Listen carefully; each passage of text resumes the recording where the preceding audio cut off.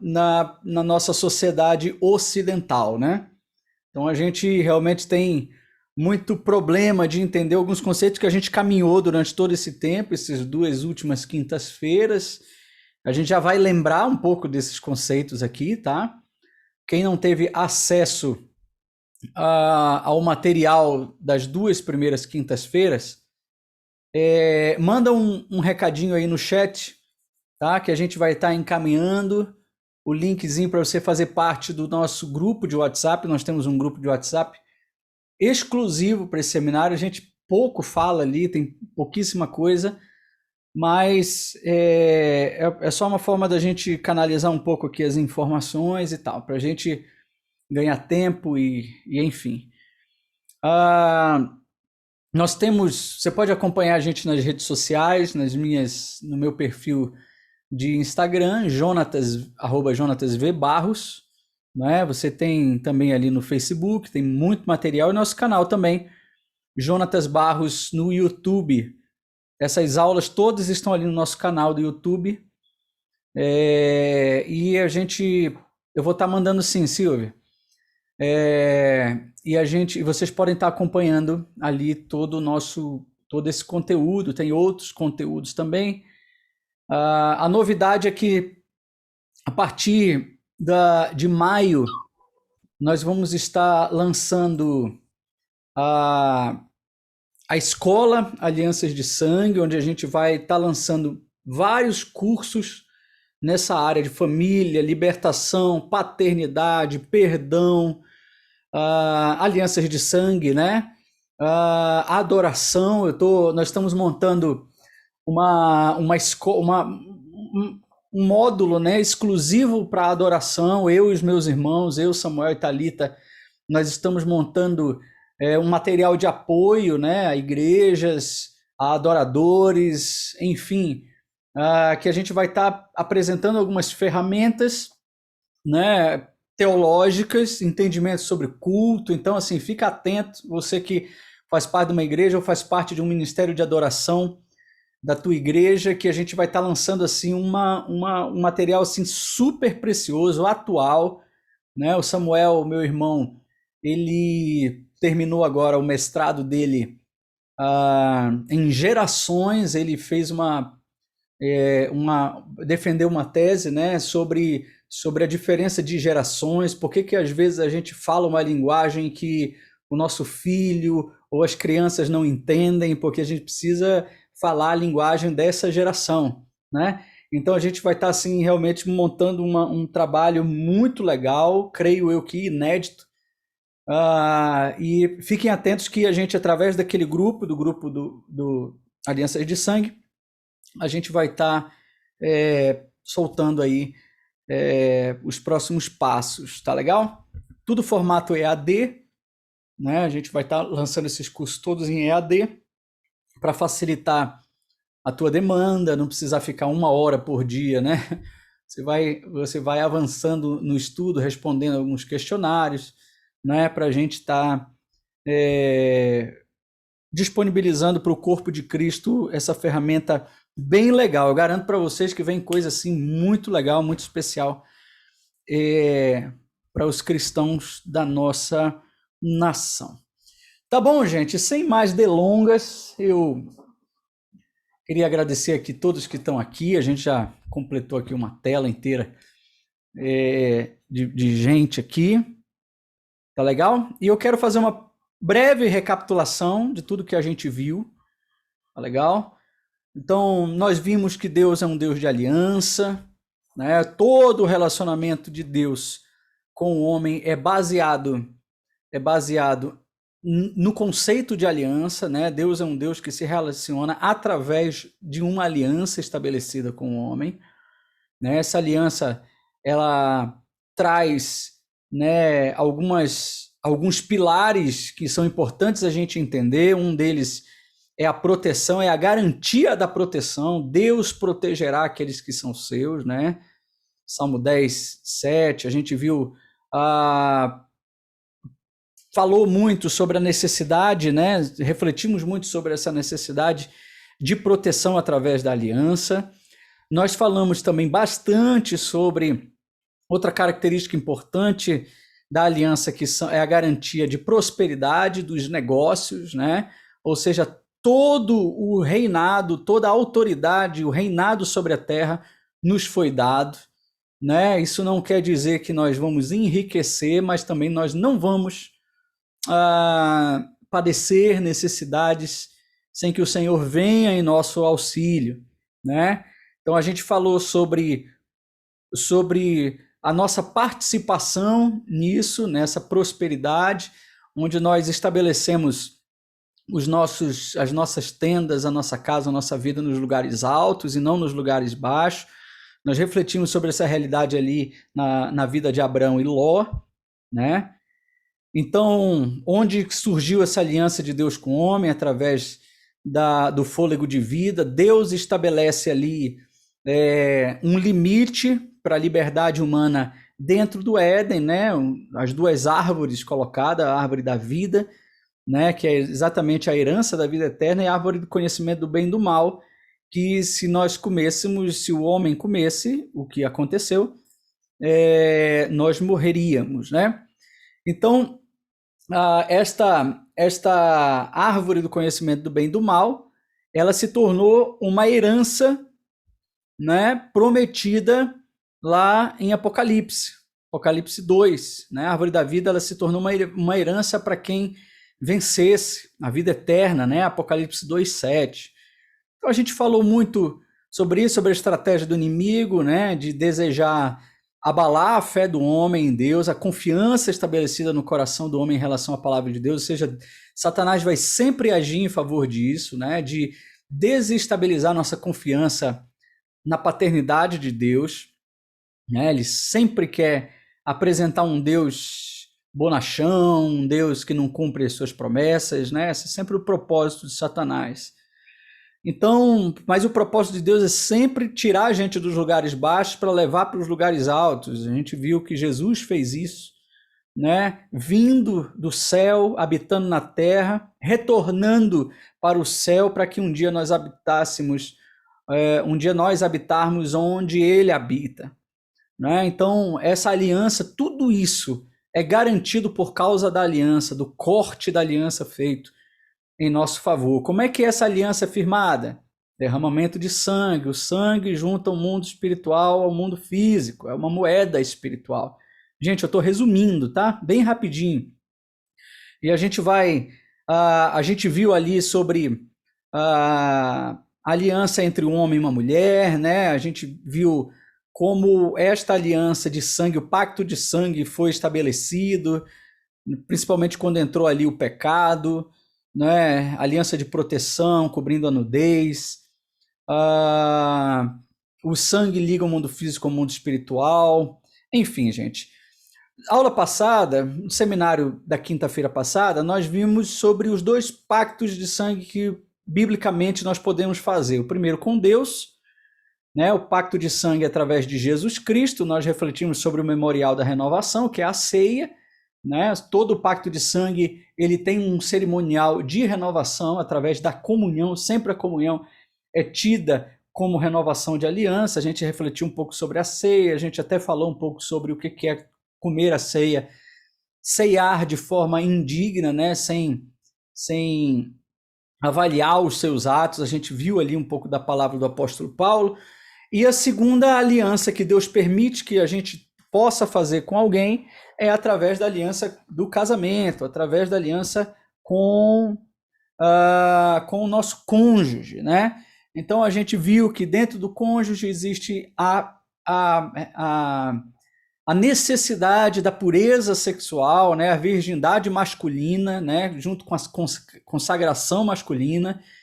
Você precisa deixar pai e mãe, ou seja, um processo de emancipação que encontra na esposa também por causa da pureza sexual, através ali da permanência do ímen. Quando existe a relação sexual, existe exatamente um pacto de sangue firmado entre essas duas pessoas, então elas passam a se tornar uma só carne, né? E a gente também refletiu sobre as intempéries, né? o grande prejuízo que acontece com a sexualidade, com o sexo fora do casamento, fora da aliança, os infortúnios. A gente vai ver hoje um pouquinho mais sobre o que pode acarretar isso. Hoje a gente vai destrinchar um pouquinho mais esse assunto. Tá legal? Dentro da aliança com a esposa, né, ou o marido ali, você tem a renovação dessa aliança, que é através da relação sexual, né, falando sobre a saúde da sexualidade, o que significa a sexualidade dentro da proposta do Senhor de bênção dentro do perímetro, né, do casamento. Isso tudo está no nosso segundo vídeo, gente, no dia 2, que foi da quinta-feira passada, tá? E refletimos também sobre os 3 níveis de relacionamento dentro do casamento, né? Primeiro, o físico. O segundo, a unidade de alma, né? Até da própria personalidade, né? Quanto mais tempo casado, mais nós parecemos com o cônjuge e deixamos de parecer com os nossos pais, né? O que é o pânico para alguns pais, né? E isso é natural, né? Dentro de um casamento é uma herança do casamento, né? Essa unidade de alma, de personalidade. E nós falamos também ali o terceiro aspecto, que é a unidade espiritual do casal, né? Que infelizmente poucos casais buscam essa unidade espiritual dentro do conceito de aliança, dentro do conceito de casamento. Legal? Então, nós resumimos a aula passada numa frase dizendo: sexo é espiritual. 100% espiritual, né? Assim como o dinheiro, né? Assim como os nossos recursos são espirituais, também é uma moeda espiritual, né? Talento, na Bíblia são 33 moedas de prata, né? Que junta elementos e conceitos espirituais também, né? Eles tipificam conceitos espirituais nas parábolas de Jesus. Tá? E agora entrando mesmo assim nesse conceito, primeiro, antes da gente começar, eu queria ver se alguém tem alguma dúvida, alguma pergunta sobre quinta-feira passada, alguém anotou alguma coisa, assistiu de novo, né? Porque tem um pessoal sempre que gosta de estar anotando. Eu queria abrir aqui em breves minutinhos, né, para estar tirando alguma dúvida. Alguém tem alguma dúvida? Eu sei que tem gente que está começando hoje, né, que não assistiram as 2 primeiras aulas. Não? Não, gente. Está todo mundo até com a câmera desligada. Vamos lá. Então, vamos aqui continuar no nosso conteúdo, tá? Lembrando que todas as dúvidas, qualquer dúvida que você tenha, você pode estar mandando ali no privado para mim, tá legal? Algumas demandas já surgiram desse seminário, eu já pude atender algumas pessoas de forma presencial não, de forma individual, né? A gente fez uma videochamada e pôde tratar um pouquinho de forma individual, tá legal? Tá bom, Larissa e Elton, fiquem tranquilos. Eu sei que vocês estão aí. Então, gente, a terceira grande promessa do Senhor para nós dentro da aliança. A primeira, proteção, a segunda, prosperidade, e a segunda são exatamente as promessas. Deus estabelece a promessa, gente, é um grande pilar da aliança de Deus com a gente. Tá legal? A aliança de Deus para com o seu povo, ela é firmada na certeza, em certezas, né? Inclusive a fé, né? A certeza das coisas que não se veem, o firme fundamento das coisas que se esperam. Então não é pecado a gente buscar ao Senhor pelas promessas que ele fez a nós. Tá legal? Não é pecado. Deus quer que nós nos apeguemos à promessa. Deus quer que a gente busque as promessas, porque ele não é Deus que promete para mentir, não é Deus que promete para não cumprir, né? Então, a gente precisa entender que as promessas de Deus para nós, elas realmente fazem parte da aliança.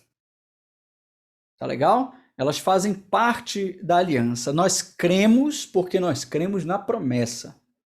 E nós vivemos baseado na promessa que Deus nos deu.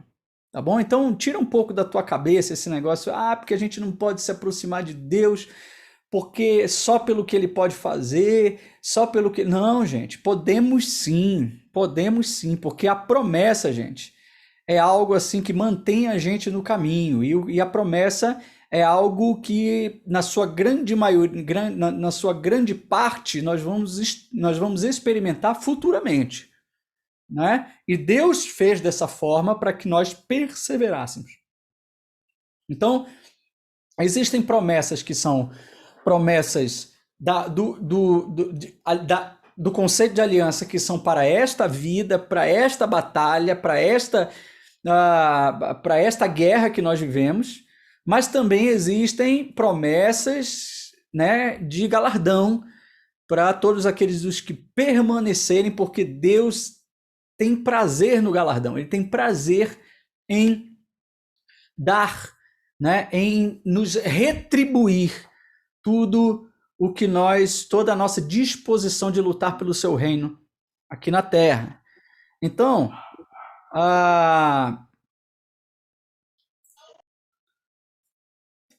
toda aliança tem como base as promessas. O que são as promessas? São exatamente a herança, né, que impulsionam e motivam o homem em sua caminhada pela obediência. Tá? É disso exatamente que a gente está falando.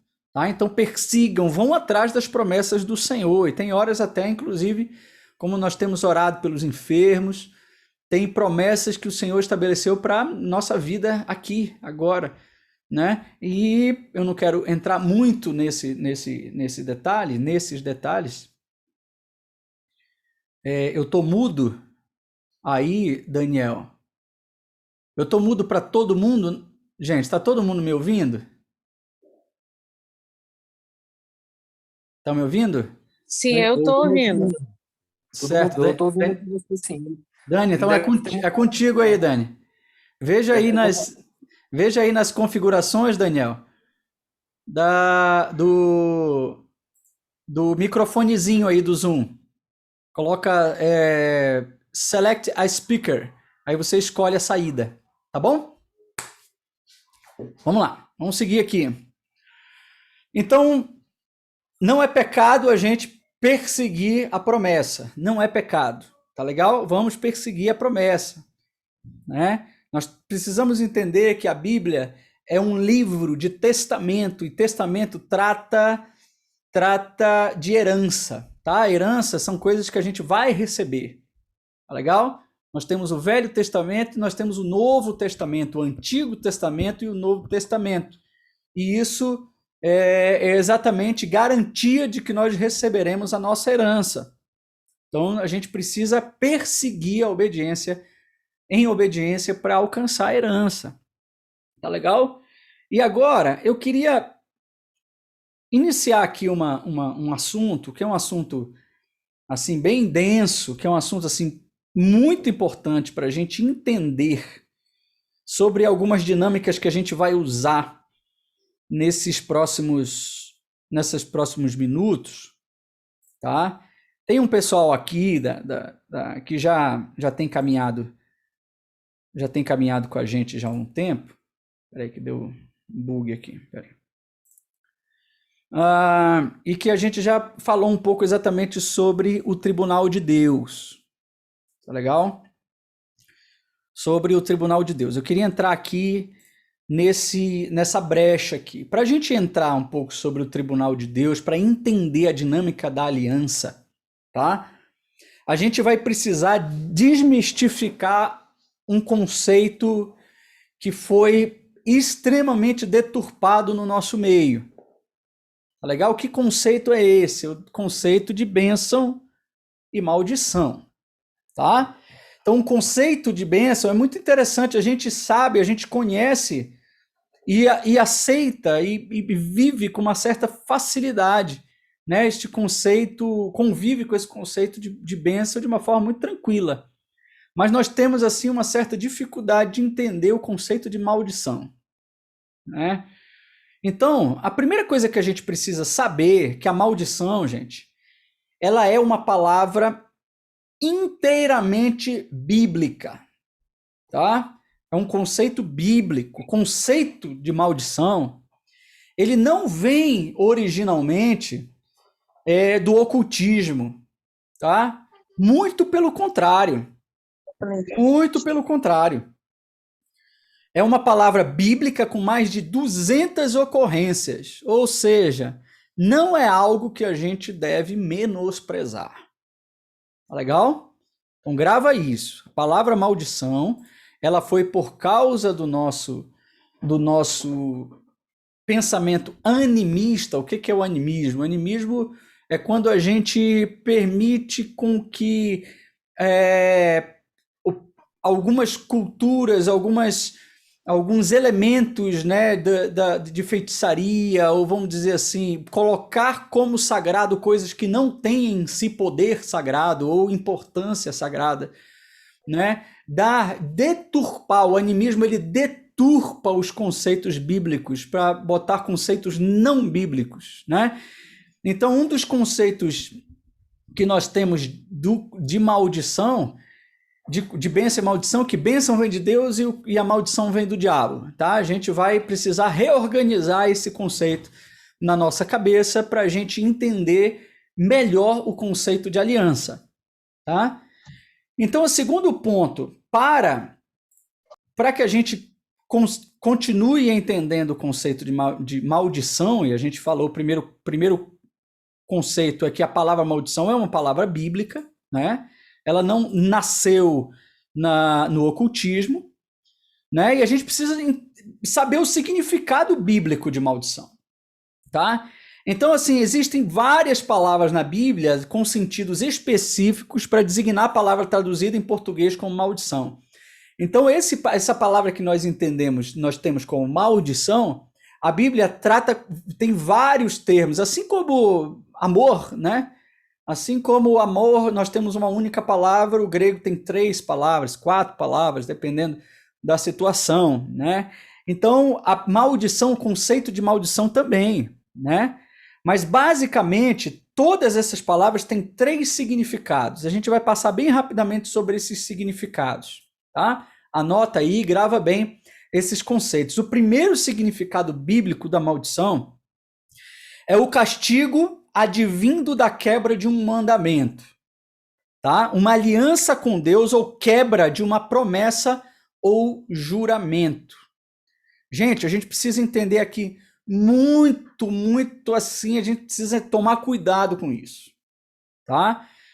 É considerado na Bíblia uma quebra de aliança também quando nós juramos ou prometemos alguma coisa a alguém e não cumprimos. Quando nós prometemos uma coisa a alguém e não cumprimos, nós quebramos uma aliança. A nossa palavra falada, ela é um selo. Ela é a palavra do crente sim tem que ser sim e não, não.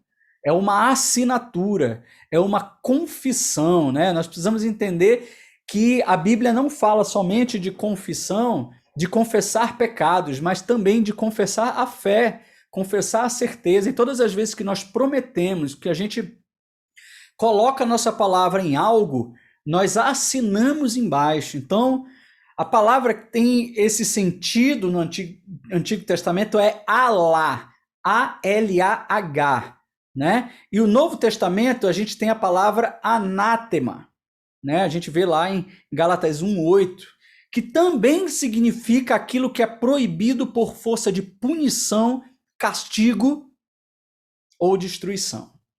Então existem coisas, elementos que a Bíblia, Deus já apontou no cânon bíblico como coisas malditas. Pastor Vander, ele vai dizer que Deus não abençoa aquilo que ele já amaldiçoou, né? Então existe uma palavra de Deus que é a maldição, eis que põe diante de vocês a bênção e maldição, ou seja, a bênção e a maldição são são determinações divinas, né? E que existe uma palavra que significa assim, olha, toda vez que você descumpre ou faz algo que é proibido, você está sobre o risco de punição, castigo ou até mesmo a destruição. Tá legal? Então, toda a lei, olha lá como a gente estava falando sobre aliança, né? Toda a lei, ela carrega uma maldição. Toda lei carrega uma maldição. A lei nos protege quando obedecida e nos pune quando ela é violada. Tá? Hoje eu estava discipulando um grande amigo, advogado, que passou aqui de 3h30 da tarde, 3h30 não, 3 horas da tarde até poucos minutos antes da gente começar aqui, e ele trabalha no Tribunal de Justiça aqui no Paraná, e a gente estava eu estava aconselhando ele em algumas coisas e eu tive que, né, falar para ele sobre alguns possíveis motivos pelo qual ele estava sofrendo algumas intempéries, né? E a gente trabalhou um pouco esse conceito de maldição, né? E até eu brinquei, olha, a nossa própria lei é uma lei que imita essa moral de Deus, né? Essa dinâmica de lei de bênção e maldição. Por exemplo, o código de trânsito brasileiro ele é composto de maldição, né? E dentro do perímetro de velocidade, você tem liberdade total, apesar de que ultimamente as nossas liberdades têm sido podadas, né? Não tem sido bem assim nessa pandemia, mas vamos lá, alguns nossos direitos têm sido retirados, né? Mas, olha, se você estiver dentro ali do perímetro, né, de segurança, dentro do limite de velocidade, você tem liberdade para você andar a hora que você quiser, quantas vezes você quiser ir e voltar, né? Mas se você ultrapassar esse limite, se você passar um sinal vermelho, você tem uma maldição sobre você, né? Vai chegar uma cartinha lá com uma multa, uma pontuação na carteira, enfim, todas as consequências da maldição, porque toda lei ela carrega uma maldição. Toda lei ela carrega uma maldição. O segundo significado bíblico da maldição é uma situação ativa, né, de aflição ou perseguição estabelecida, onde algo ou alguém, né, uma pessoa, um casamento, uma família, pode ser uma geração, né, uma linhagem está presa, impedida, cativa. Tá legal? É exatamente a condição oposta àquela promovida pelo favor de Deus, né? Então, existe uma desobediência que aconteceu e aquela pessoa, aquela família, aquela geração, aquele povo está agora numa cadeia, né? E ele está no meio de um processo de prisão, né? Então, o vocábulo usado para isso é a palavra hebraica arar, né? Se referindo ao próprio estado de maldição ou castigo em cumprimento, né? Aquela pessoa que está ali no cumprimento de uma maldição, né? Você pode lembrar de alguém próximo, assim, que você olha para a pessoa e diz assim, rapaz, essa pessoa está assim sob forte influência, ela está assim experimentando infortúnios terríveis na sua vida. Ela está, e você pode ver, você pode até inclusive ser uma pessoa dessas que veio para esse seminário tentando procurar, né, tentando encontrar respostas para alguns infortúnios da tua vida, né, ou infortúnios que a tua família há gerações sofre, né, e que infelizmente, se não forem rompidos, a próxima geração experimentará, né, e a próxima geração da próxima geração também experimentará, porque essa é a dinâmica, da desobediência, né? Então, arar, ela se refere à própria dinâmica, né? O cumprimento, né? Exatamente o significado de arar, que é maldição, é exatamente o contrário da palavra bíblica de bênção, que é barak, né? Barak significa bênção na Bíblia. Enquanto Barak libera espiritualmente, né, e o indivíduo para prosperar, enquanto a palavra Barak é a palavra que está sobre aquela origem sobre aquela família, sobre aquele teto familiar ou aquela pessoa, né, fazendo com que a pessoa evolua, fazendo com que a pessoa prospere, existe também a palavra arar, o sentido arar de maldição, que pode também estar estabelecido naquela família, pessoa, geração e tal, né, que impede a pessoa de prosperar. Tá legal? Impede a pessoa de prosperar. Tá legal? Olha lá, nós já vimos 2 significados da palavra maldição. O terceiro significado de maldição, conceito de maldição, é aquela que vem através do falar mal. Tá legal? Praguejar, caluniar, difamar, execrar, xingar, desejar o mal, né? No Antigo Testamento a gente tinha a palavra kalal, kabab, nakab, né? Olha só, 4 palavras, aham, né? Que também tem esse significado de amaldiçoar com a palavra, né? Com a palavra. Mas todas elas basicamente têm o mesmo sentido, tá bom? Então, no Novo Testamento, nós temos a palavra cataraumai, cacologel, racá, que é a mais conhecida, não é? Racá, que é exatamente um xingamento, né? Também vem do conceito de maldição. Esse é o tipo de maldição que procede do falar e que não se cumpre sem causa. Tá legal? Então, sobre isso, Jesus adverte a gente: a ninguém amaldiçoeis. Tá certo? A ninguém amaldiçoeis.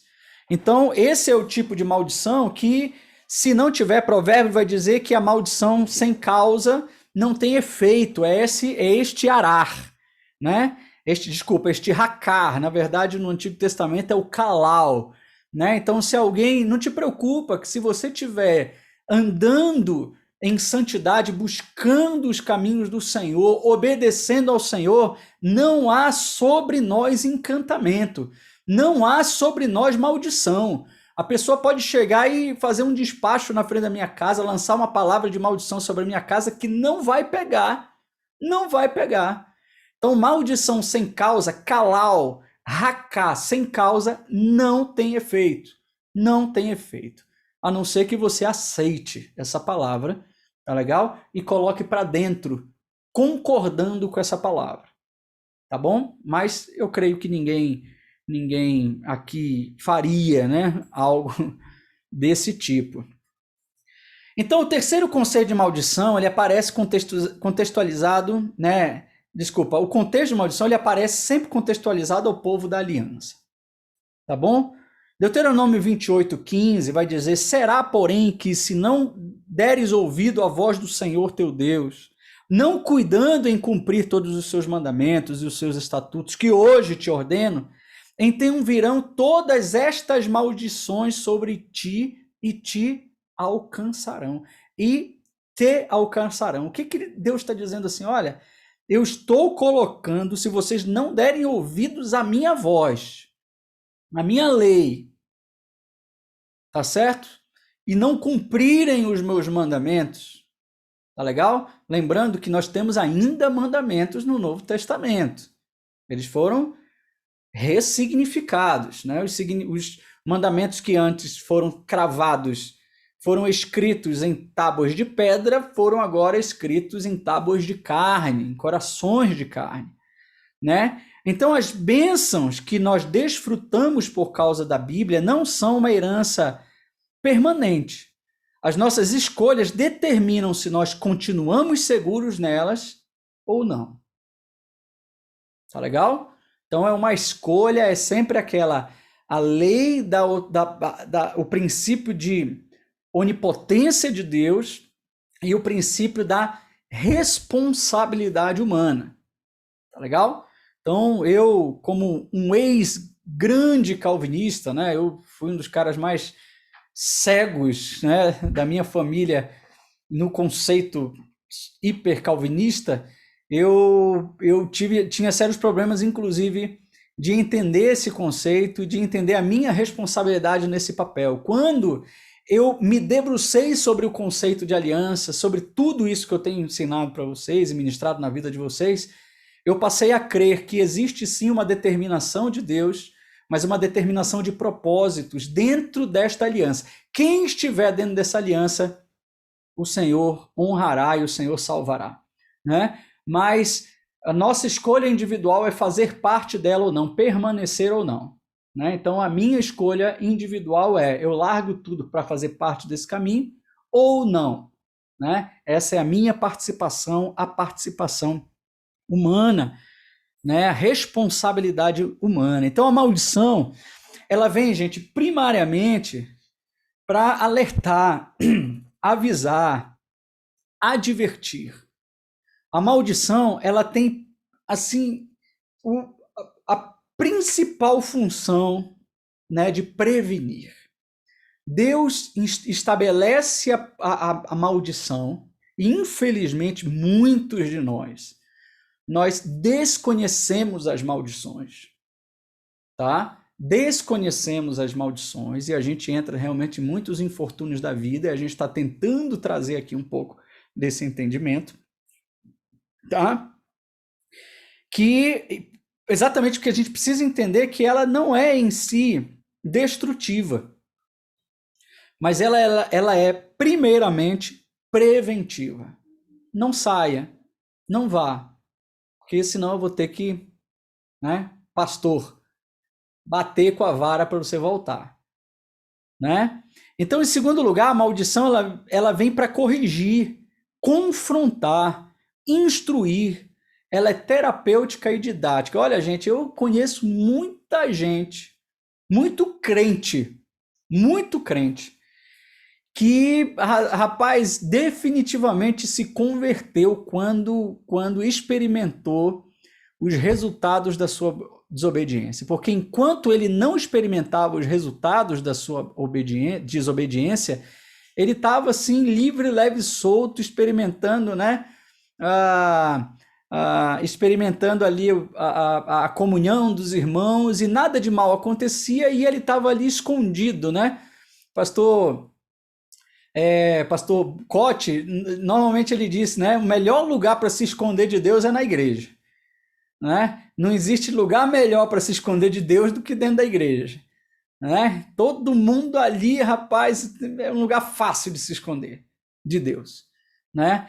Então, só que quando a pessoa passa a experimentar os resultados dessa maldição, a pessoa cai em si e diz assim: rapaz, eu tenho que voltar para o meu caminho, né? Então ela é terapêutica, ela é didática. Muita gente, inclusive alguns de nós aqui, voltaram ao Senhor e às vezes até se converteram.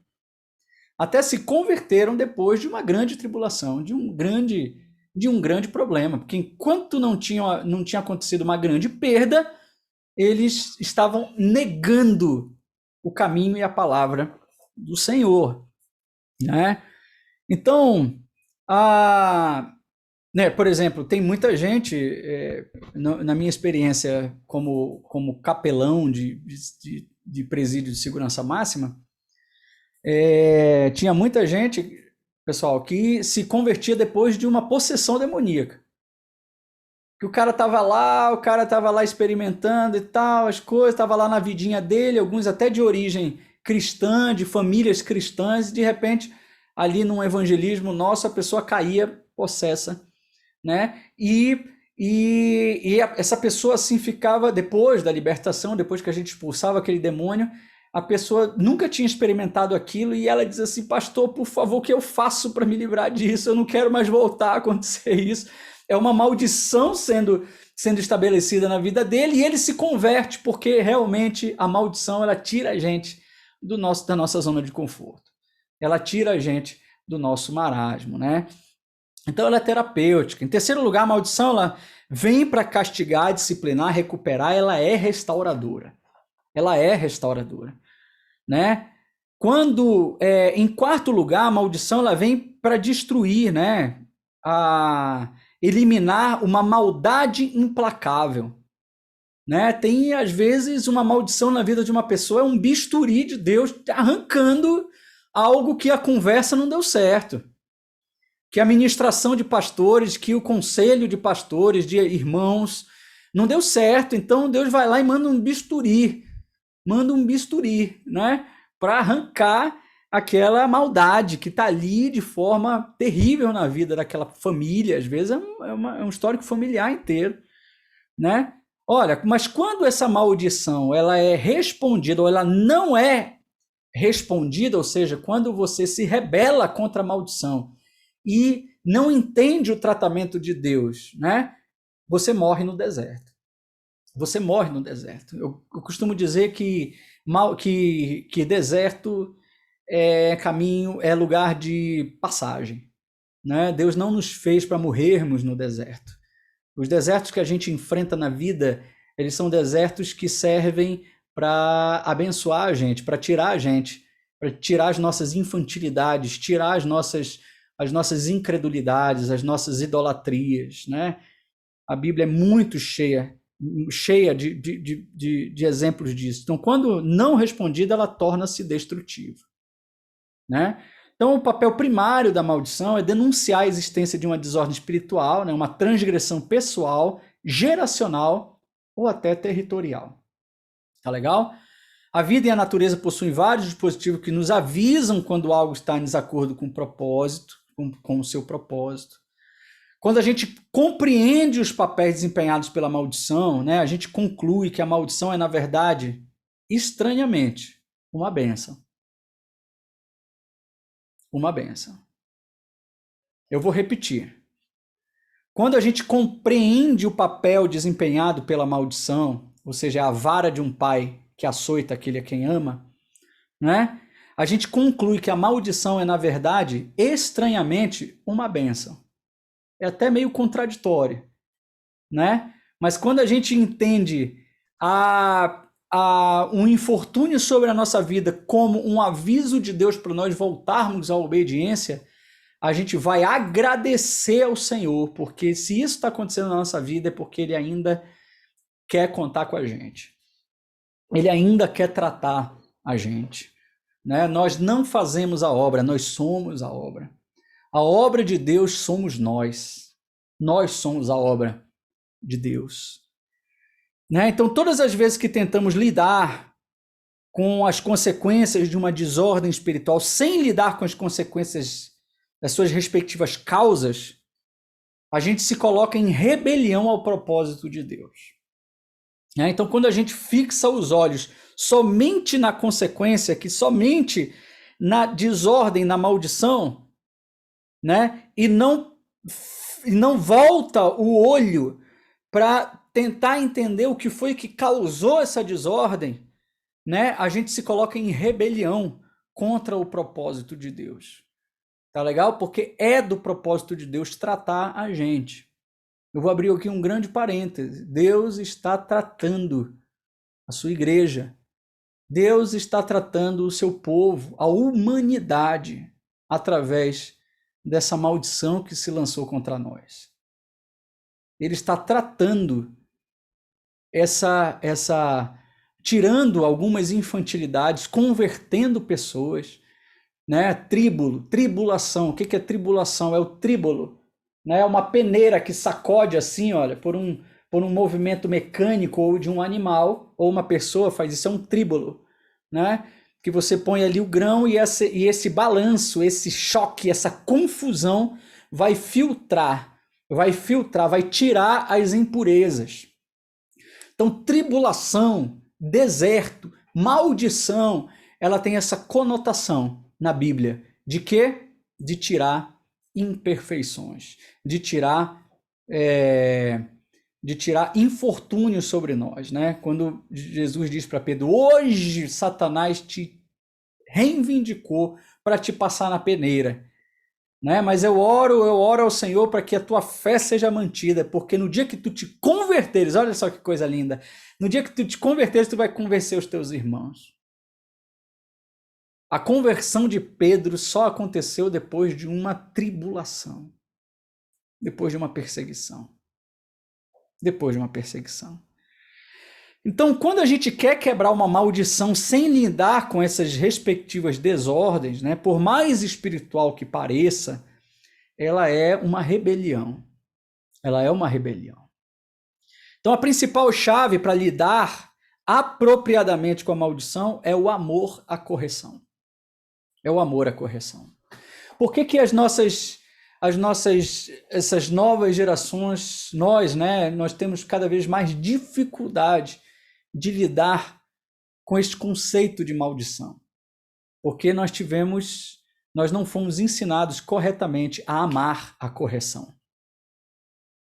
Então, muitos dos nossos pais erraram no conceito de correção, né?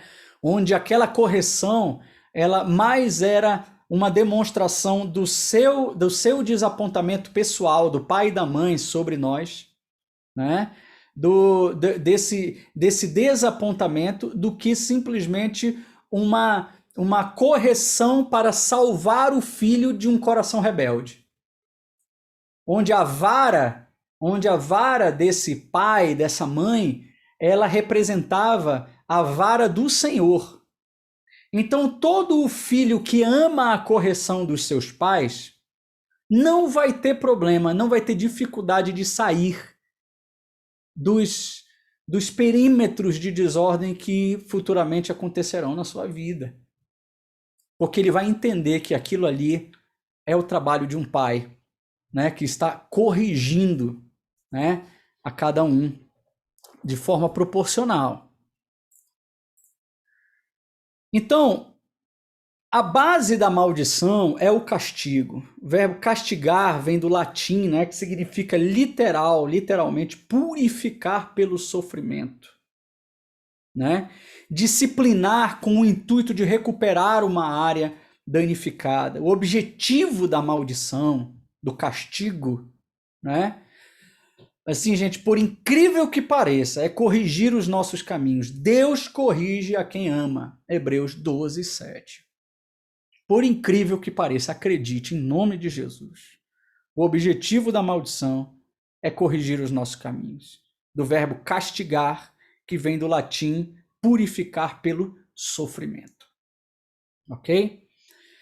Então, infelizmente, muitos pais acham que estão purificando pelo sofrimento, mas na verdade querem machucar pelo sofrimento, não querem purificar, né? E acabam agredindo e acabam, como é que eu posso dizer? E acabam submetendo os seus filhos a abusos, né? A abusos. A maldição, ela funciona como um processo disciplinar que visa sempre a recuperação da pessoa. Em sexto lugar, a maldição ela não foi primariamente estabelecida para destruir, mas ela pode destruir. Tá legal? Então a correção severa, Provérbios 15, 10 diz: correção severa há para o que deixa a vereda, e o que odeia a repreensão morrerá. Ok? Provérbios 15, 10. Então, homem que, gente, repetidas vezes corrigido, endurece a sua cerviz, ele será, né, repentinamente quebrado sem que haja cura, né? Porque Deus sempre vai estabelecer um processo de resgate para todos nós, né? É o que Jesus fala ali no caminho, né? Quando encontra Saulo, por que me... Quando vais, né, deixar aí de recalcitrar os aguilhões, né? Quando tu vais deixar de tentar escapar te livrar da minha corrente, eu estou querendo te amansar e tu estás aí com rebeldia no coração. É linda essa palavra de Jesus ao apóstolo Paulo, na verdade Saulo, né? Então, você viu ali Faraó, né, os cananeus, né, Gênesis 15, 16, a geração ali do deserto, que realmente assim morreu no deserto, Deus entregou para morrer por causa da rebelião do seu coração. E os judeus, né? Os judeus que experimentam até hoje um endurecimento em parte, de acordo com Paulo em Romanos 11, né? Para que no final das contas, né, vão passar inclusive por uma grande tribulação, que é a grande perseguição, né, do anticristo e tal. Eu creio que a igreja já será arrebatada antes dessa grande tribulação, e tomara que eu esteja certo. Porque ela foi definida lá desde da lei, né, de Isaías. Isaías profere sobre isso, sobre esse endurecimento do povo judeu, né, que muita gente, desde então, o povo judeu assim, tem sido perseguido enormemente, né, por todas as raças. Né? O povo judeu é um dos povos assim, mais perseguidos no mundo.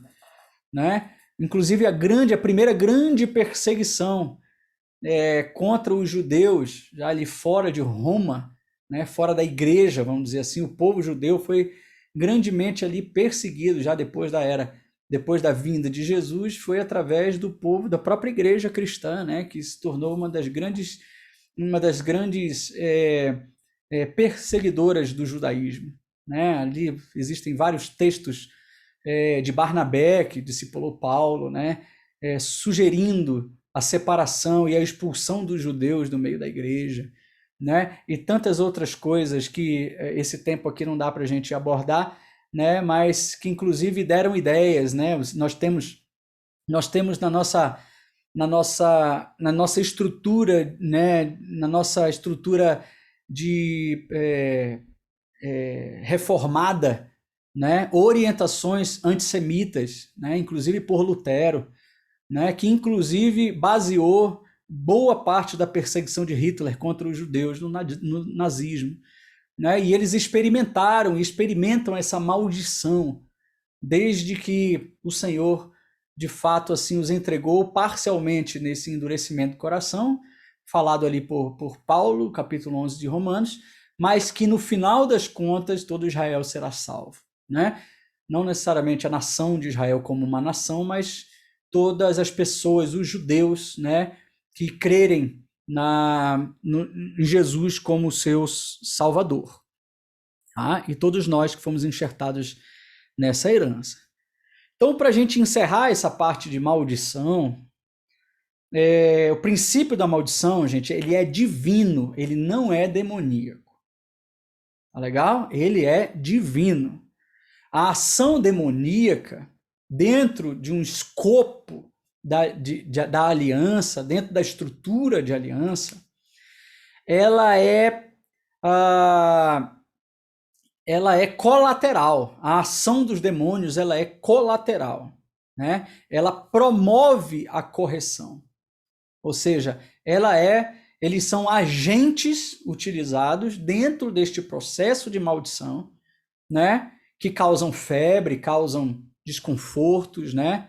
E que evidenciam algo que está mais entranhado na nossa saúde espiritual, emocional ou até física. Né? Existem demônios, enfermidades, né? Demônios de enfermidade, né? Que comprometem a saúde física, como aquela mulher encurvada, 18 anos, né?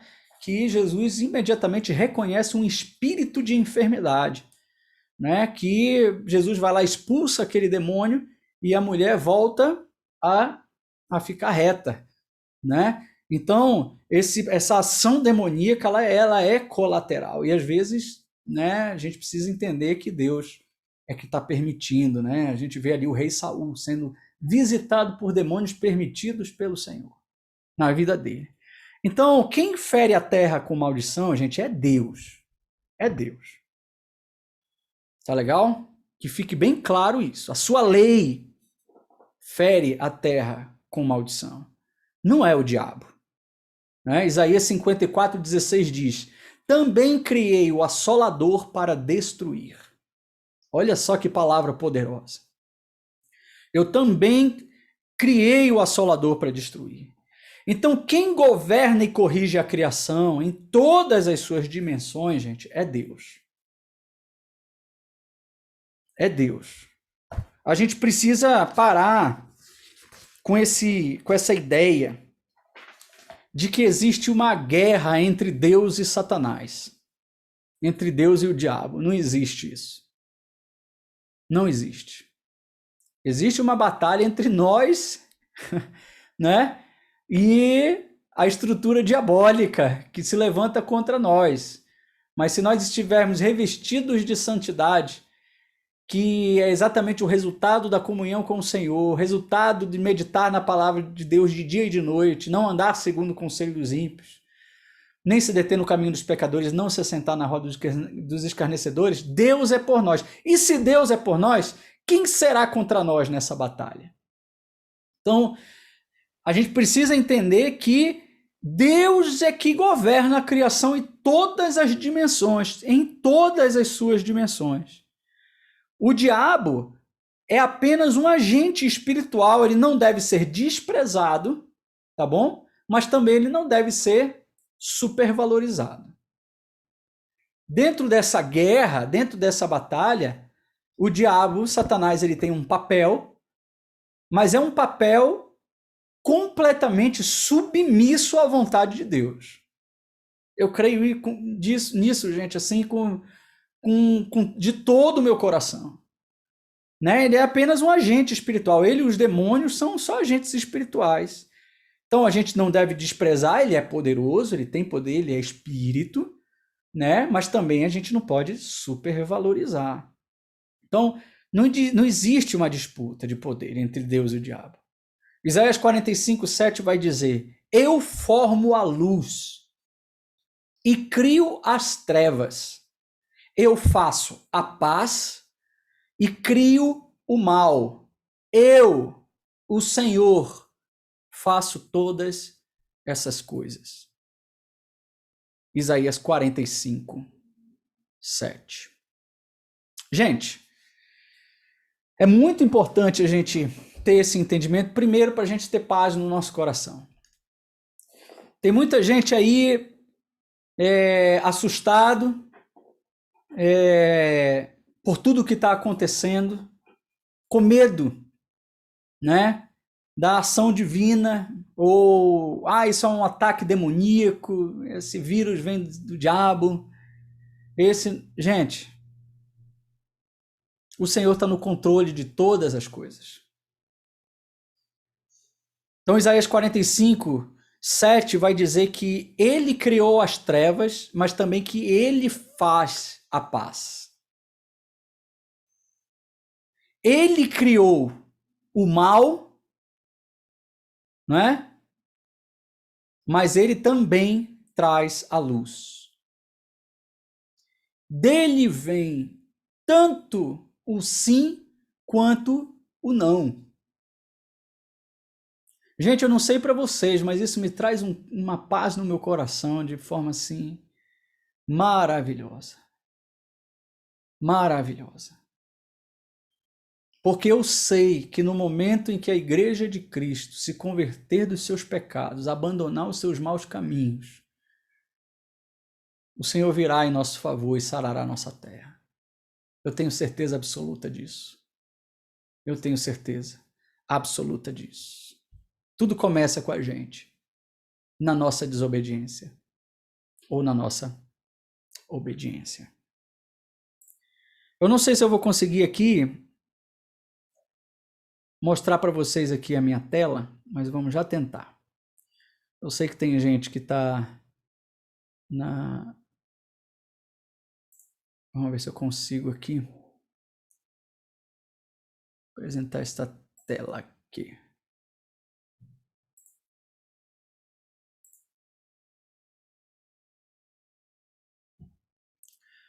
Aparece uma tela para vocês aí do tribunal de Deus?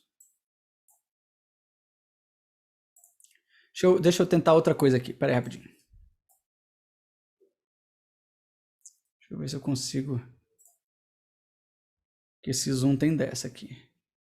Eu vou descer esse aqui para cá. Eu tô com duas telas, gente. Tô com duas telas de computador aqui, aí eu me embanando um pouco aqui. Mas vamos já. Deixa eu ver se eu consigo mostrar para vocês aqui.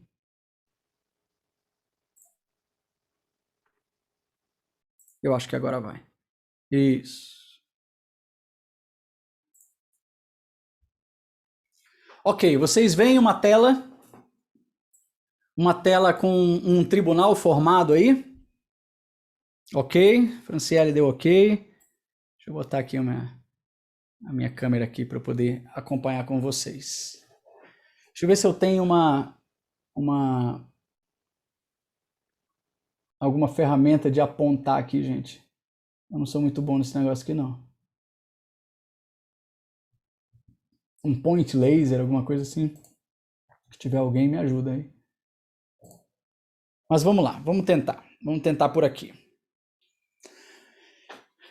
Dentro desse conceito, e a gente já vai um pouquinho caminhando aqui para o fim, para a gente continuar na próxima quinta, eu vou encerrar com essa parte, tá? Prestem bastante atenção. Diante de vocês está o que eu acredito ser a estrutura do que nós chamamos de tribunal de Deus.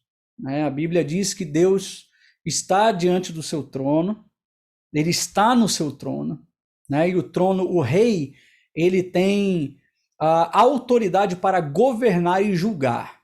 Né? Então existe um constante julgamento acontecendo sobre a humanidade e sobre nós. Isso não quer dizer que isso não invalida o julgamento final, né? O grande julgamento, né? Que acontecerá descrito ali em Apocalipse, tá? Mas que diante de Deus hoje existe um grande julgamento acontecendo. Para que aconteça, para que todo julgamento aconteça, você vai ter que ter o juiz, né? Você vai ter o trono, você vai ter, deixa eu ver aqui o... Ok. Você vai ter o trono, você tem que ter um juiz, né? Julgando todas as situações da humanidade. Tá certo? Deixa eu ver aqui que tem o pessoal me mandando mensagem. Tá bom, beleza. Então, nós entendemos que quem está sentado nesse trono é o próprio Deus. Né? Deus é o juiz que está já hoje sentado no seu trono, reinando, onde inclusive o planeta, a Terra, é estrado para os seus pés. Tá legal?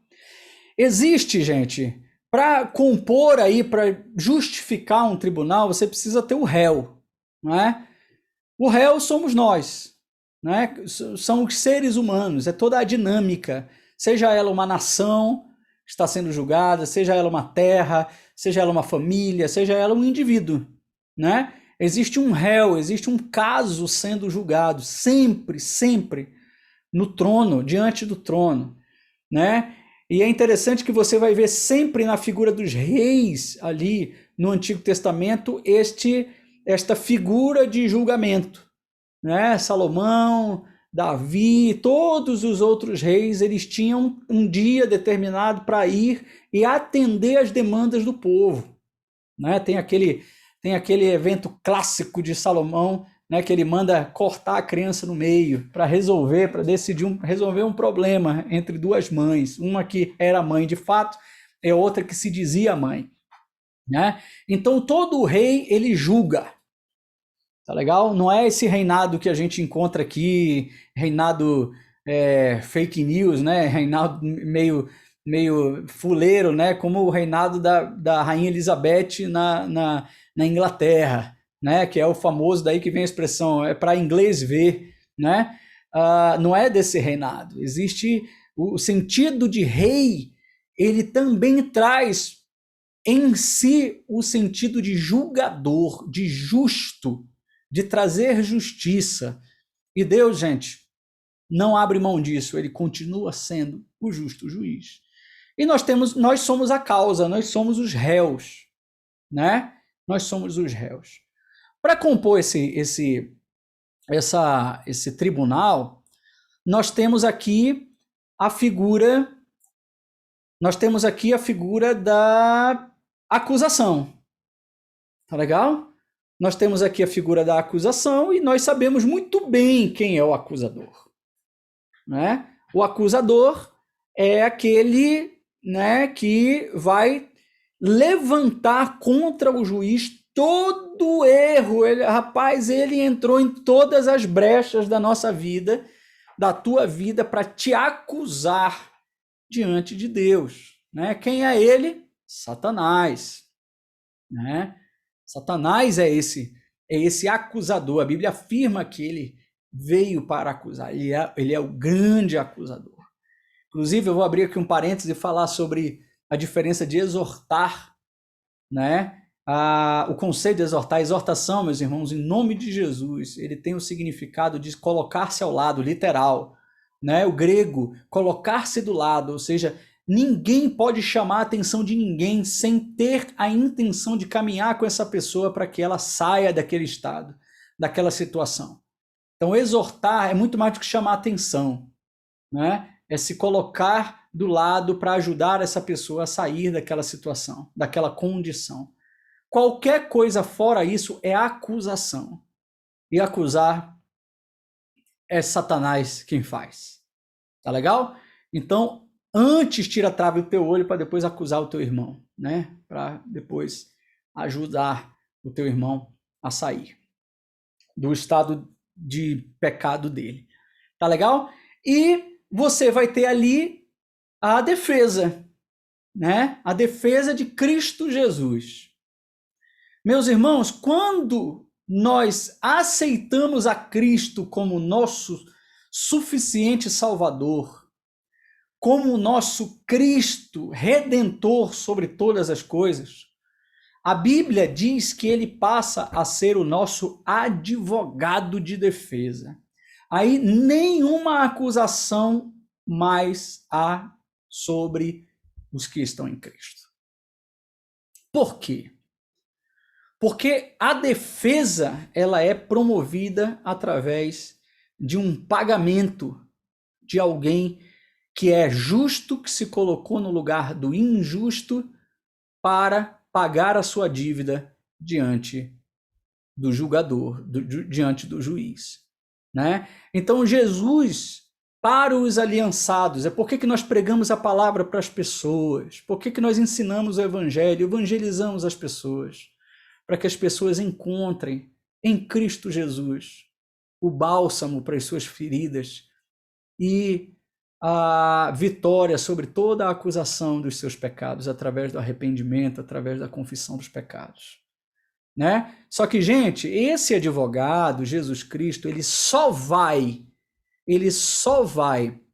nos defender se nós nos relacionarmos com ele através da verdade. Deus não nos defende diante do tribunal, não nos defende diante do tribunal de Deus, se nós nos achegarmos a ele com mentira. Com mentira. Tá legal? Somente a verdade é que liberta. Somente a verdade é que faz. Quando nós chegamos, eu me lembro de uma história de um amigo que foi acusado pela ex-mulher de ter violentado o filho sexualmente, né? E ele foi procurar uma ajuda de um grande jurista, um grande advogado, e o advogado perguntou para ele, cara, e aí, qual é a acusação? O que estão te acusando? Ah, estão me acusando que eu violentei meu filho, mas eu não violentei meu filho, tal, fez ali a defesa dele. E aquele grande advogado disse assim, olha, mas vamos fazer o seguinte. Vamos fazer o seguinte, eu só tenho um jeito de eu te defender. Uma forma de eu te defender. Uma forma. Você me dizer a verdade. Você me dizer a verdade. Não tem defesa. É isso, Daniel? Não tem defesa se não houver verdade. Exatamente. Então, o advogado chega pro réu e diz assim, cara, tu pode mentir para todo mundo, mas para mim você não pode mentir. Então, fale a verdade que eu vou ter condições. Então, a confissão é fundamental para a defesa, a confissão. Enquanto a gente agir com mentira, encobrindo os nossos pecados diante de Jesus Cristo, que nos dá a possibilidade de nos arrependermos e nos limpar de toda a injustiça, né? Nós não vamos ser defendidos pelo Senhor. Por isso, confesse os seus pecados, procure aquele a quem você defraudou, ressarça a essa pessoa a quem você defraudou e você encontrará misericórdia do nosso advogado, do nosso sumo sacerdote, que é Jesus Cristo. Tá? Dentro desse sistema penitenciário, dentro desse sistema de julgamento, nós vamos encontrar também a figura do sistema policial, né? Sistema policial que é exatamente, olha, o juiz diz assim, olha, esse cara passou do limite, tal, ele tá com mentira, ele não tá, ele, enfim, tá encobrindo a transgressão dele, então vão lá e vão perturbar esse cara, vão trazer esse cara, né? No meio deste julgamento espiritual que acontece, nós chamamos isso deles de agente espiritual. Eles são agentes. E a gente acabou de dizer que esses agentes são exatamente os demônios. Né? Anjos também fazem isso. Os agentes espirituais de uma forma geral. Né? Deus promove o bem, a justiça e a proteção através dos anjos, mas destaca, né, os demônios ali para tocar na vida de algumas pessoas. Então você tem ali o sistema policial e você tem o sistema penitenciário. Gente, que sistema penitenciário é esse? Né? É o que Jesus chama de os verdugos, os torturadores, né? É aquele espinho na carne, aquela coisa, né, enviado de Satanás a fim de esbofetear, né? É aquele assim que Deus permitiu para perturbar a vida do cara, entendeu? Esse é o sistema penitenciário. Então, dentro de uma dinâmica de tribunal de Deus, a gente vai encontrar aqui essa dinâmica bem estabelecida. O trono, o justo juiz, diante dele estamos nós, a humanidade, a acusação, a defesa de Cristo Jesus, o sistema policial, né? E o sistema penitenciário. Deixa eu ver se eu consigo passar aqui. Ok. Então agora eu vou parar aqui, que a gente vai voltar aqui a nosso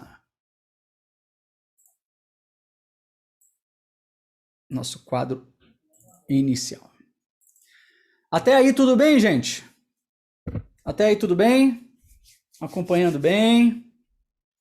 Show de bola, só irmãozinhos assim, ó. Tá certo, tá certo. Então, gente, o sistema mais clássico, a gente pode falar aqui sobre algumas histórias bíblicas, mas tem um clássico dentro da história bíblica, assim, que deixa a gente, é muito fácil da gente entender essa dinâmica, tá legal? Que é exatamente o julgamento sobre a casa de Jó, né? O julgamento sobre a casa de Jó é um julgamento clássico,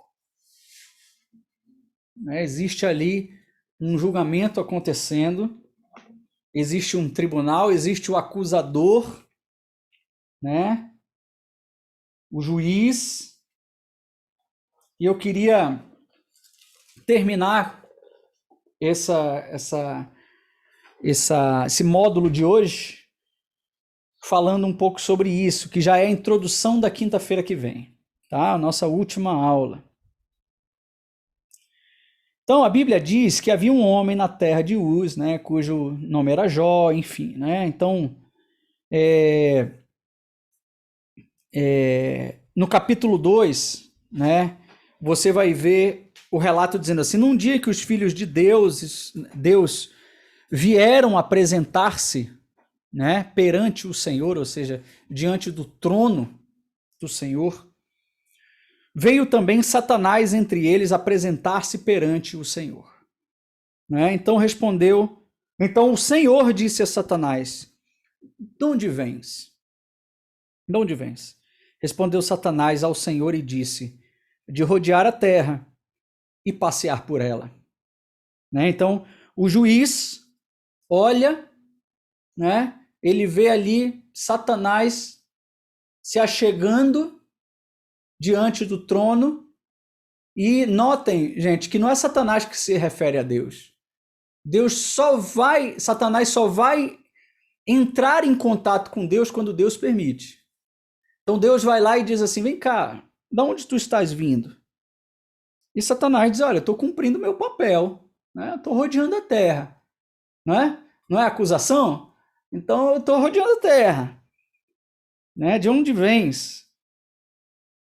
Perguntou o Senhor a Satanás: Tu observastes o meu servo Jó? Interessante que quem traz a demanda é o juiz, né? Quem faz a pergunta é sempre o juiz, né? Porque ninguém há na terra semelhante a ele, homem íntegro e reto, temente a Deus e que se desvia do mal. Ele conserva a sua integridade, embora me incitastes contra ele para o consumir sem causa. Olha só, né? Então, Deus, o Senhor olha para Satanás e diz assim: olha, tá vendo ali meu servo Jó? Ele continua justo e íntegro. Justo e íntegro, se desvia do mal o tempo inteiro. Apesar de tu ficares me fustigando o tempo todo, acusando contra Jó. Então já existe aqui um histórico de perturbação, de acusação contra Jó, mas Jó é justo e íntegro. Não existe culpa contra Jó. Não existe acusação contra o nome de Jó. Né? Versículo 4. Então Satanás respondeu ao Senhor: pele por pele. 3. Perguntou o Senhor: observaste... Tá, é o 4 mesmo. Então Satanás respondeu ao Senhor: pele por pele, e tudo quanto o homem tem dará pela sua vida. Estende, porém, a mão, toca-lhe os ossos. Desculpa, gente, eu estou no capítulo 2, mas eu não li a parte de antes, o primeiro julgamento. Né? Então, capítulo 1, versículo 9, a partir do versículo... no versículo 6, 1:6, gente, vamos só corrigir. Num dia que os filhos de Deus vieram apresentar-se perante o Senhor, veio também Satanás entre eles. Versículo 7. Então perguntou o Senhor a Satanás: de onde vens? Satanás respondeu ao Senhor e disse: de rodear a terra e passear por ela. Perguntou ainda o Senhor a Satanás: observaste o meu servo Jó? Porque ninguém há na terra semelhante a ele, homem íntegro e reto, temente a Deus e que se desvia do mal. Então respondeu Satanás ao Senhor: porventura Jó debalde teme a Deus? Acaso não o cercastes, né, com uma cerca a ele e a sua casa e tudo o quanto ele tem? A obra de suas mãos abençoaste e os seus bens se multiplicaram na terra. Estende, porém, a mão e toca-lhe em tudo que tem e verás que não blasfema contra ti, e verás se não blasfema contra ti na tua face. Disse o Senhor a Satanás: eis que tudo quanto ele está tudo que ele tem está em teu poder, somente contra ele não estendas a mão. E Satanás saiu da presença do Senhor. Então ali acontece aquele julgamento e é interessante que a Bíblia fala, o relato do livro de Jó diz que Deus aponta Jó como um homem justo e íntegro, né? Um homem justo e íntegro. Mas é interessante que a justiça e a integridade, eles não garantem a intimidade com Deus. Jó era um homem justo e íntegro, mas não era íntimo de Deus. Né? Como é que a gente sabe isso? Lá no final do livro de Jó, Jó vai dizer o quê? Eu te conhecia só de ouvir falar, mas agora os meus olhos te veem. Os meus olhos te veem. Ou seja, a intimidade não acontecia na vida de Jó. A intimidade não acontecia. Ele era um cara religioso, né? Cumpria ali os mandamentos e não tinha acusação contra ele. Mas tinha contra a casa dele. Não tinha contra a casa dele? Sim. Lá no primeiro capítulo, olha, havia um homem na terra de Uz, e daí ele vai dizer, olha, possuía não sei quantas, nasceram filhos, falou sobre toda a propriedade de Jó, mas no versículo 4 diz assim, seus filhos iam às casas uns dos outros e faziam banquetes, né? Inclusive algumas versões diz orgias, né? Cada um por sua vez, e mandavam convidar as suas 3 irmãs a comerem e beberem com eles. Decorrido um turno de dias de seus banquetes, chamava Jó a seus filhos, a seus filhos e os santificava. Levantava de madrugada e oferecia holocaustos segundo o número de todos eles, pois dizia, talvez tenham pecado os meus filhos e blasfemado contra Deus em seu coração. Assim o fazia Jó continuamente. Não existia uma acusação contra Jó, mas existia uma acusação contra a casa de Jó. A imoralidade daqueles meninos trouxe infortúnio sobre a vida do pai, né? E a santidade do pai trouxe proteção sobre a vida dos filhos, tanto que Satanás diz assim, olha, nada de mal acontece porque tu cercastes essa casa e a gente não consegue chegar lá. Mas Deus diz assim, então vai lá, tira tudo que tem, tudo que ele tem. O que é tirado? Tudo. Mas menos a vida de Jó. Menos a vida de Jó. Então você tem a figura do acusador, você tem a figura do réu, você tem a figura do juiz, né? E você vai ver que a perseverança de Jó trouxe a recompensa para ele no final das contas, né? No final de tudo, o Senhor deu em dobro a ele. Tá certo, gente? Então a gente precisa, já estamos com o horário avançado, são 9h30, e eu preciso parar por aqui. Eu vou continuar exatamente daqui, tá legal? Eu vou continuar, então, esse entendimento. Eu ainda tenho 3 histórias para contar sobre a exemplificação desse tribunal, dessas acusações que acontecem, tá legal? Mas a gente não pode esquecer que de Deus vem tanto o bem quanto o mal, tanto a bênção quanto a maldição. Tá legal? E daí, quinta-feira que vem, nós vamos entrar assim no grande ápice do nosso estudo, que é exatamente a lei e o conceito de visitação da iniquidade dos pais na vida dos filhos, né? Esse conceito de aliança corporativa e familiar que a Bíblia vai falar desde o Antigo Testamento, né? E também no Novo Testamento. O pastor Russell Shedd, comentando o livro do Alcione Emerick, peraí que eu tenho que tirar esse negócio aqui, Heranças do Passado, eu acho até que eu sugeri a vocês, deixa eu só tirar aqui, ok, esse livro aqui, Heranças do Passado, do pastor Alcione Emerick, que eu super recomendo a vocês, tá legal? É um livro que fala sobre as heranças e das iniquidades familiares, né? Baseando biblicamente toda essa lei corporativa de visitação do pecado dos pais na vida dos filhos. E o prefácio é escrito pelo pastor Russell Shedd. E ele diz assim, o pastor Alcione Emerick lança um livro, Heranças do Passado, a mais séria apresentação que eu conheço da posição de que de fato existem maldições familiares e que essas devem ser renunciadas. Esse estudo profundo e cuidadoso evita exageros e extremismos, né? Argumenta que a Bíblia sustenta o conceito de maldições que afligem pessoas cujos ascendentes provocaram a ira de Deus pelos seus pecados hediondos ou pelo envolvimento com demônios. Então, o pastor Russell Shedd, eu até me surpreendi quando li esse prefácio, porque é um pastor assim que tem muita, né, extremamente respeitado, um dos maiores teólogos brasileiros, né, que nós tivemos, né, o pastor Russell Shedd faleceu há poucos anos atrás, e ele concorda, né, ele vai explicar um pouquinho sobre a sua concordância, sobre essa visitação que a gente já tem ministrado na vida de alguns aqui. Tá? Então a gente vai aprofundar isso quinta-feira que vem. Gente, é o nosso último encontro quinta-feira que vem. E eu queria assim convidar você realmente assim a não perder. Chama os teus amigos. Essa aula tá gravada, a gente vai disponibilizar para vocês reverem, para vocês meditarem. Tá legal? Mas eu quero encontrar assim todos quinta-feira que vem para a gente fechar esse conceito tão importante, tá? Eu vou dar stop aqui e vou abrir aqui para uma eventual pergunta, alguma coisa assim.